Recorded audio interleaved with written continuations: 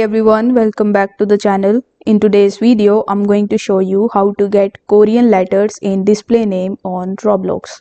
For that, first of all, you will have to change your own name into the Korean language, and for that, you can seek help from Google Translate. Over here, you need to type your name in English and you need to translate it into Korean. Afterwards, you will have to copy your name from here and then go to roblox.com. Over here, you need to click on this gear icon in the top right hand corner and then click on settings.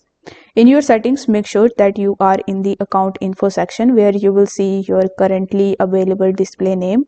In order to change it, you need to click on this pencil icon, and here you need to quickly paste the name that we just copied and click on the save button. Now it is showing me that display name contains unsupported characters, so it may also show you this type of error, but you don't need to worry about it. You just have to simply paste the Korean letters very quickly and you need to quickly click on the save button. Now as you can see that you can only change your name once in every 7 days. So I have already changed my display name to the Japanese language.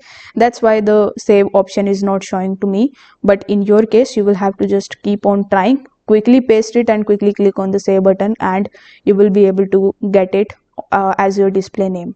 If this video helped you out, don't forget to like the video and subscribe to the channel. Thank you so much for watching.